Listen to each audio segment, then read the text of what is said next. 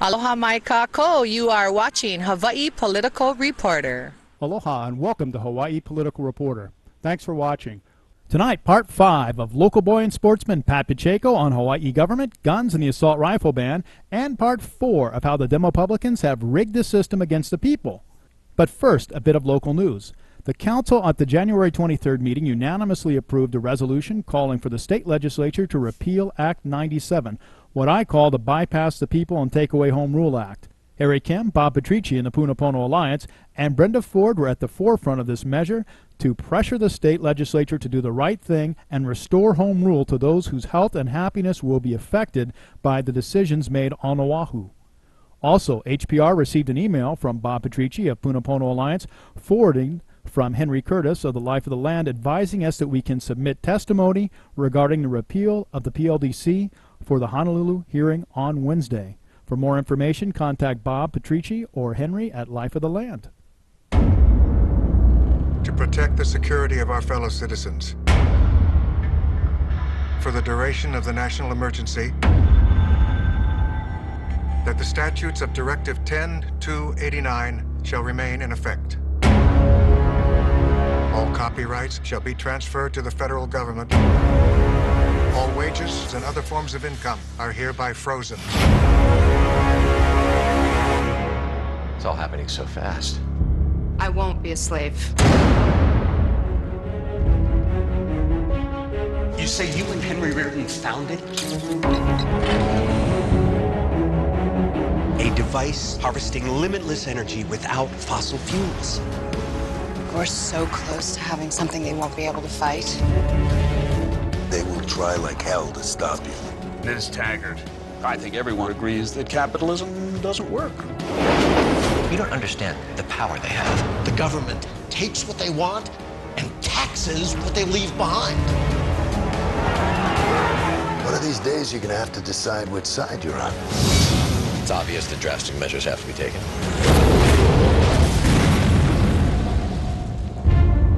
If you saw Atlas, knees buckling, arms trembling, but still trying to hold up the world with the last of his strength, what would you tell him to do? Where are they? Anyone who could make a difference. I'm sitting next to her. I've only got one thing left worth fighting for. This. If you feel you have the right to use force against me, bring guns. Time is running out. Who or what is John Galt? Is he even a man? Or an idea.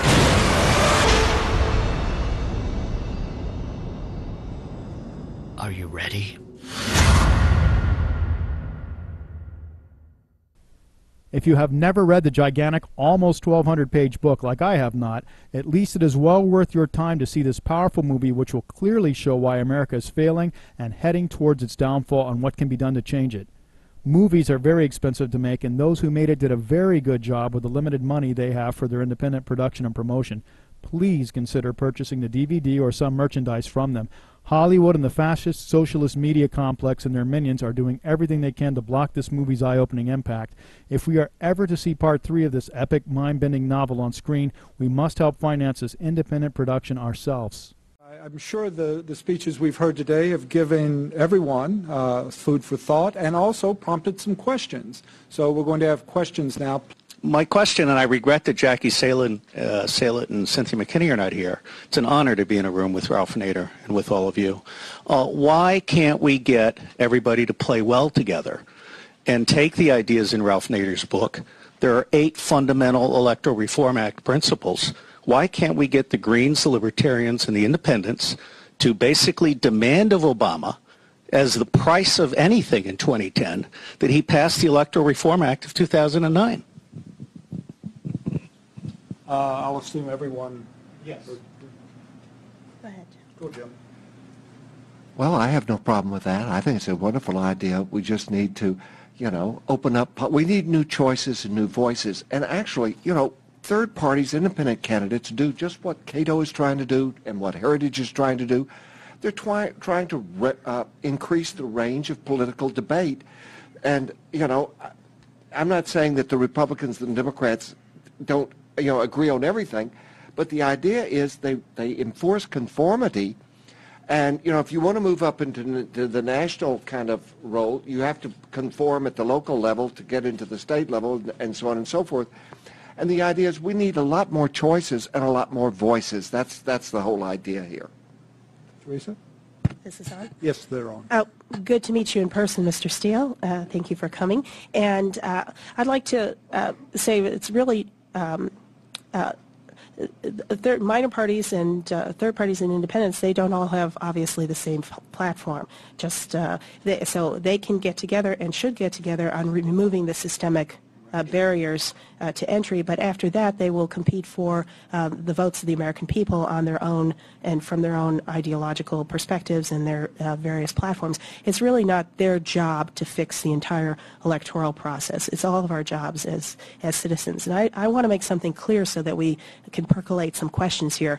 I don't agree with most of what Mr. von Spakowski said and the solutions that have been proposed by either of these two gentlemen. I am for public financing of campaigns. I am for proportional representation and instant runoff voting. I am for choice maximizing systems on how we are able to select our candidates, and I'm not for corporations being able to dive bomb into people's districts and be able to finance particular candidates. I don't believe they hold the same rights that we do as individuals, and they certainly don't have the right to vote, at least not yet. So I hope that will help inspire some questions, and we'll talk about, because we certainly all don't agree on what the solutions are, even though some of us do agree on what the problems are. Yeah.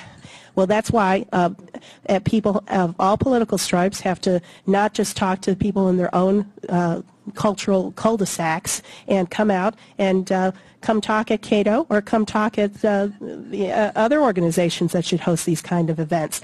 There are a number of organizations in this room, not only Christina Tobin's with free and equal elections, but there's also representatives here from Fair Vote, fairvote.org, and as well Citizens in Charge, the Citizens in Charge Foundation. There are a lot of organizations who are starting to work on these systemic problems, and I hope they will pipe up too. Do you want to say something to that? My only response to that proposal is good luck trying to convince the president to do anything that might diminish his re-election prospects in 2012. This gentleman right here, we'll go to the right side of the room now. Mr. Spakowski, my name is Spear Lancaster. Mr. Spakowski said too many parties might make it impossible to govern. And what I want to know is what's magic about two? Why not go for one? Arguably, we have that. I think you're mischaracterizing what I said. What I'm saying is I think the ballot access laws should be relaxed so that third and fourth and fifth parties can get on there. But the idea that will somehow magically solve many of the problems we have, I think is belied by the fact that you can look at plenty of other democracies that have multiple parties, and they face many of the same problems we do and don't seem to be any better in finding solutions to them. Let me use the privilege of the moderator to ask a question here. Is it, the experts here, do you believe that third parties and a larger role for third parties implies proportional representation, either just changing the system or also some voting procedure that would give you that? Or can you do it in a single member district? Well, first of all, I want to go back to put this in context. You know, in the last 30 years, there's been a wave of democratization in the world, where we've had a lot of countries who weren't democracies or democratic republics or whatnot, who have chosen to become more democratic. And in that wave, not one has chosen to adopt the United States system. And we should ask why, because it doesn't provide the same kind of representation. I do believe we should have proportional representation and if we don't get there yet, choice maximizing voting systems or in combination thereof. Because, for example, how many people saw the front page New York Times article on Wednesday, October 7th, and they talked about New York City had an election, a runoff election, right? And in a city of 8 million people, almost nobody showed up to vote. 3 million registered Democrats, and you had some districts where actually nobody came to vote. But we can do better than this, and so maybe and I would start with the Constitution, because I believe we should start looking at things like the Electoral College, which are anachronistic now, and I know those might be fighting words here, but I'm happy to engage, and think about how we want to improve our system. Our system was, great maybe for the 18th century, but we are now in the 21st century, and there have been kinds of systems devised that can be applied, that can do things that can make the electoral system more reflective of the will of the people. At the end of the day, if you want consent to come from the governed, we have to look at how we vote and the systems in place that offer choices for who we can vote for in order to be able to maximize consent of the governed. I'll second that. I think that's excellent. Anything on that? Thanks very much. Now, let's go down front here with Christina and then the gentleman behind her.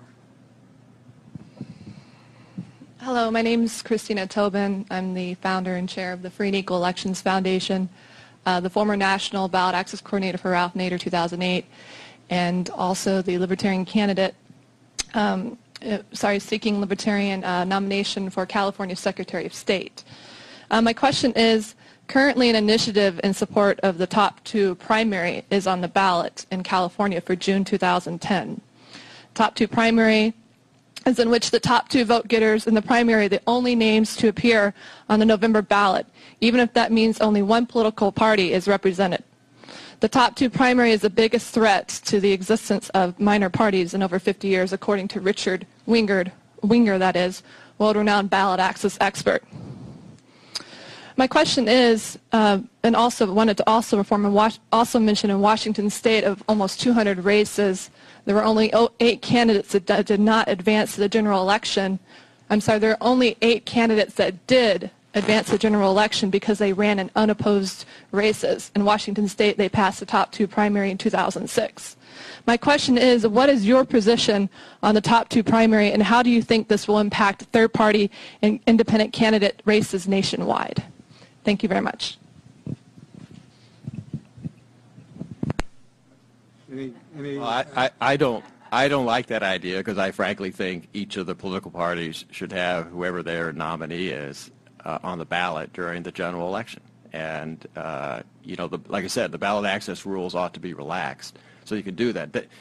That's just kind of an extension of this kind of open primary system that some states have tried to put in, that can end up with 2 candidates from the same party being on the general election ballot and everybody else excluded. And I don't think that's a good idea, and I don't think that's the way we should be doing races. I have to say that for all of the criticisms given of parties and as factions and so forth, parties are simply an expression of a very fundamental right that's contained in the First Amendment, which is the right to associate with people who have the same beliefs and views that you do. And, I don't have a problem with political parties. In fact, I think they're not that much different from other organizations that people belong to, like, the Sierra Club or the National Rifle Association, because they represent issues that the people that are members agree with, and the political parties are like that. I do think we ought to have a system where people can form political parties easily, get on the ballot, and run their nominees for election. If nobody votes for them, well, then they don't have the ideas that the majority of voters like. But let voters make that decision. Any comment? Yes. Following up, I think it was Pew that put out a study in May of 2009 that said we are at our highest point in 70 years for people self-identifying as independents in this country. I'm not for the top 2 idea. I think we ought to get away from the number 2 altogether here, because what is happening is that it's a funneling process, and what it does is it's very unlikely that an independent or third-party candidate would emerge in that top 2. That kind of winnowing is exactly the opposite of what we should be trying to do, which is expand choice in the general election.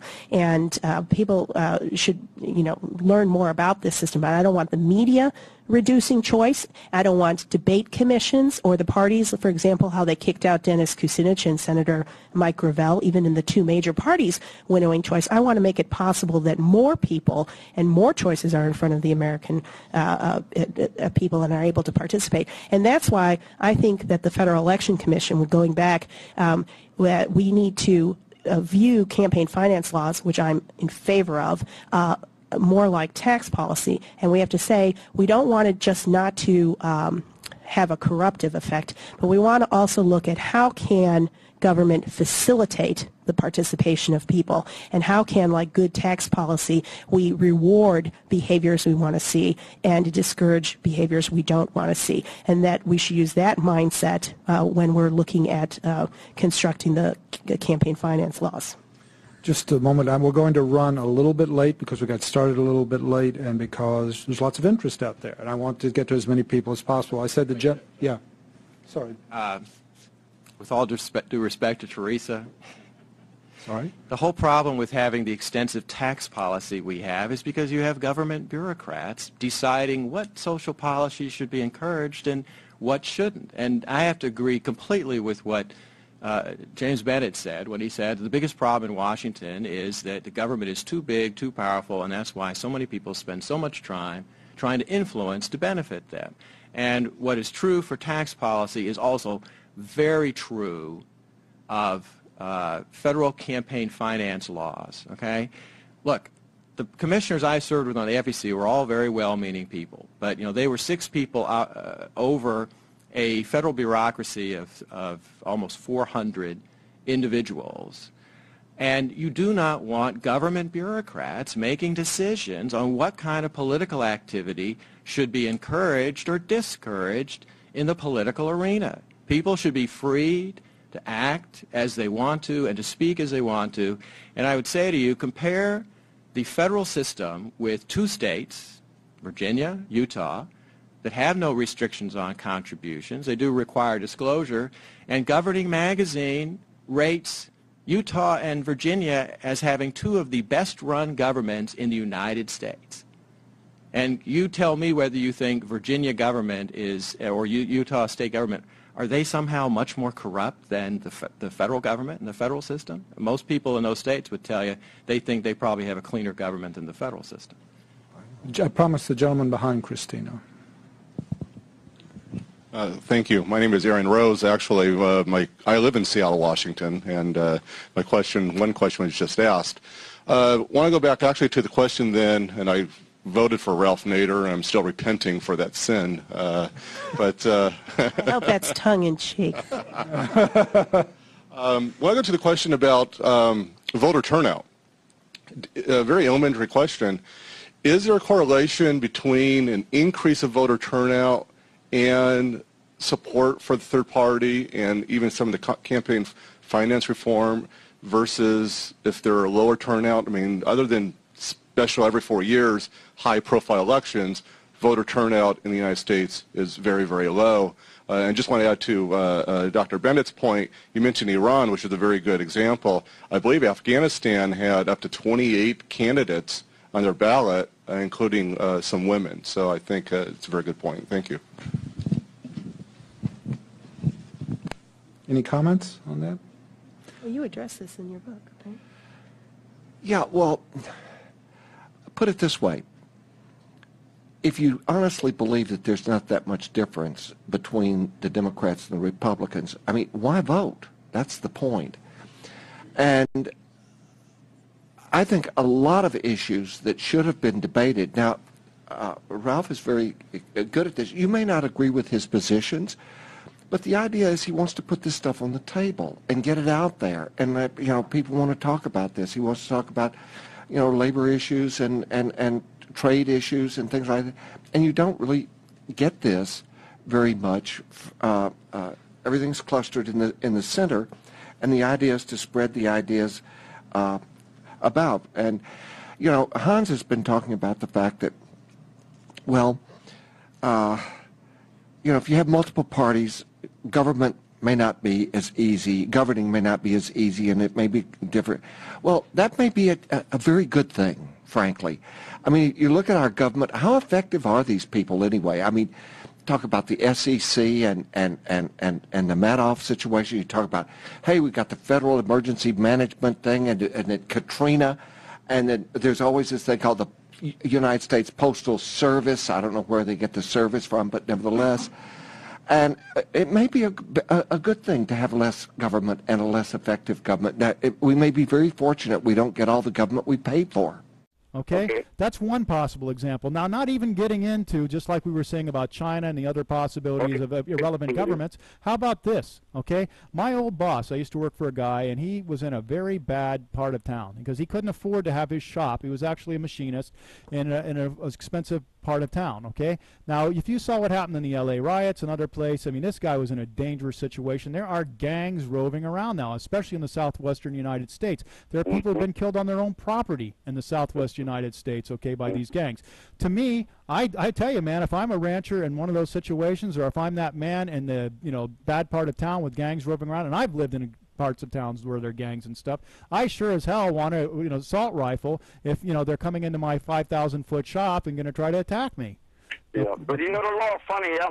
If you shoot somebody who comes into your house or your property, you're the one that's going to be pressed. You're going to get charged. If you're shooting him in the back. Okay, and this is something else we got to go in. If they're coming forward, from what I believe, this is what a police officer actually told me, if they're coming forward, that's a different story.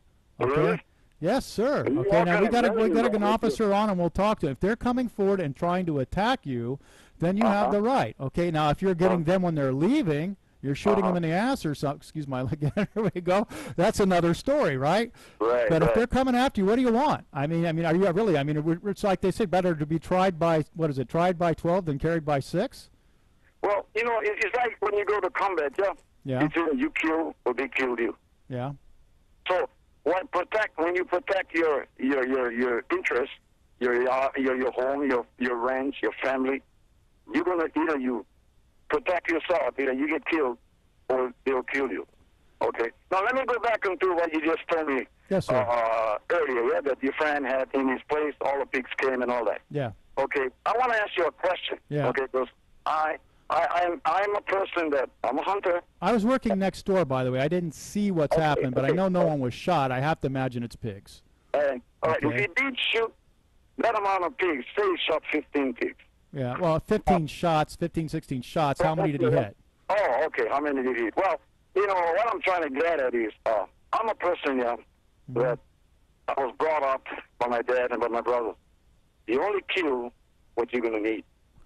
Yes, unless you're a farmer and they're constant. Come on, I mean, have you ever had pigs invading your place? There is many ways as a farmer you can protect your interest from these animals. Yeah. Well, I can tell you myself, I've got 2 acres where I am, and I've had them here, and I personally take a bow and I double lung them. Okay, that's usually what I do. Okay. Well, put it this way. I mean, you can get the easiest way out. Rather simple. Go to the Humane Society. Buy 3 or 4 dogs. Put them on runners at the end of your boundary. And when a pig comes on the runner, they will go after, they will chase. The pigs don't want to hear the dogs go after them, so you chase them. Put hog wire up, and they will stay out of there.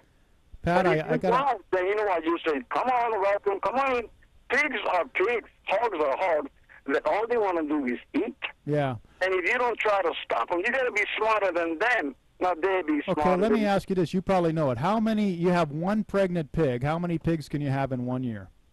Well, you can in 1 year. Well, you figure 3 times a year. 3 times a year to start. It multiplies out. I've heard over 300, but even if it's half that, I know a guy up in Fern Forest, okay, and he let him in there. He wasn't as aggressive. He was trying to get rid of them, but basically he couldn't keep up. In over a year, 350 pigs he had to shoot. Okay, just that one place. Okay, trying to defend what he's got there. And I hear you. Nobody wants to waste. Okay, it's a different situation, Pat. You're probably living in Hilo, okay, probably with an enclosed fence and stuff like that. And I hear you about the dogs. I got a very big dog, and I can let them loose. But man, I got to tell you, if you got a whole bunch of them coming regularly, you're just not going to get it. It's not going to happen. Maybe one day I can tell you off the air what a trick that I learned from my dad, how you keep the pigs away, Well, I would like to hear it, Yes, but back on this for a second, we were going into, and Pat, your point is that, it is an assault weapon and it's meant to kill, which it is indeed meant to kill. I'm saying animals and gangs potentially, but let's say, okay, let's look at the bad example. And we saw, by the way, one other interesting fact, I did a little research before we went on the show today. Do you know how many crimes there have been with fully automatic weapons in the last 40 years? How many? One. One? Only one. With fully automatic weapons. Okay. That's what it's only with fully automatic. We're not talking semi, with full automatic. Yeah, okay. right. So that was actually, if you want to see that, you go to YouTube, and I think it's called. Do a search. I think the original search I would is assault rifle ban, and there's a. In fact, I'll try to look this. Well, I'm not going to dare do it now. It might screw up our recording, but maybe I can put it up there later. And these guys have some great points in there. Yeah, that's good. If only one has happened within that 40 years. Then it shows you something. Hey, we got to be aware of it now. Now it's happening one, maybe tomorrow there'll be another. So now you hit that control of that assault weapon. Take it out of the market already. Well, let's look at this. The this. government can come and say, stop this. We'll compensate this. You know what you haven't seen, and I don't know if I'm going to have time to put it in this show. There's a great guy. He's got a website called Storm Clouds Gathering, and I think this guy is really smart, Pat. You should check this guy out, and he's given me permission to air his videos here. And I didn't even see the whole thing. Now, what he started to go into, and here's my point, okay? How many people are dying daily, okay, from drone strikes in the U.S. Army all around the world? How many people, how many innocent children? Now, what he was pointing out, and I think he's correct, the brown-skinned people of the world, okay, we don't hear a damn thing from the media. We don't hear anything. We are killing literally thousands of years of innocent people with official business with the military, with the drones and our military. And yet, you know, we have, and don't get me wrong, God, I mean, it's horrible, okay, especially children, but we are killing children regularly in other countries of the world, especially Afghanistan. We don't hear a damn thing about it, okay? But if it's a white-skinned kid, okay, here, you know, and it's basically another tool that they can use, okay, to take guns away, we hear about it. My point in general is this, okay, it's very hypocritical they're focusing on this when we're killing many more people daily, okay, than in a whole year here. It's happening, Pat, it is happening. You know one thing, I don't know if you've ever done it, and I really want to do this on the show, and I met a guy from Veterans for Peace, and he was talking about he told me, he says, when people thank me for my service, I cry. I literally cry sometimes because they don't know what they've made us do. Okay, you guys you ever see the Veterans for Peace guy? You pull him aside and you talk to him. You're going to get a real education in things you don't know what's happening. It's worth. I'm glad you brought that up to one short one. I'll make a short comment on this. Yeah. You know, veterans, I wasn't one that went into the service, unfortunately. But I sympathize so much for these veterans who gave their life so we could have freedom. And when they come out, whether they're disarmed or whatever, they are rejected by the people. The government don't even take care of them. They don't even give them suicide rate incredibly high, limbs lost, everything. So you see what our government does. Our government don't take care of the people. Our government, and yet these people who went into the service to give these politicians a life that they can do, but when they come out, they get shafted. So some of them wish they died in. So this is why the military, come on, I mean, America, wake up. Take care of the people that gave you the freedom that you can do. And how about even worse than that, on their immortal soul, Pat? A lot of these guys, that's why they want to cry. They realize afterwards, you know, they thought they were going in, a lot of them, to fight for freedom. What this is all about, it's a whole other program. If you have time, or other viewers, if you're interested, we have one on the petrodollar, and that's what a large part of this is all about. Basically, you know what? Yeah? Yes, fight, I use the word, yes, they're going to fight for our freedom. And that thought just came to my mind real quick. They're not fight for our freedom. For the people, yeah, their freedom. But for the rich, for the so-called politicians. The very, very rich. We're talking the 1/10 of 1%, not the average hardworking doctor. We're talking the very, very rich. Here's how it's done. It's just this simple. Economics in 20 seconds. Okay, you have to produce, you have to borrow, you have to steal, you have to kill. That's the only thing you can do. Okay, that's really the only thing you can do. America's not producing nearly enough now. Okay, we can't borrow anymore. That's going way away. Okay, so we're stealing and killing. This is what's happening here, and that's what the troops are being used for, and it's to support a petrodollar, because here's the gig. The Federal Reserve and the owners, of which are individuals and banks, okay, can print paper, which costs almost nothing, and get back a valuable commodity, petroleum, in return. Okay, so they're taking paper because the government does not print the money. These private corporations do. They print the paper, they get the petrodollars back. Next week we'll have a full program on mostly local and state issues, along with internet freedom and civil rights. And we will finish up with Pat Pacheco on gun control. Aloha.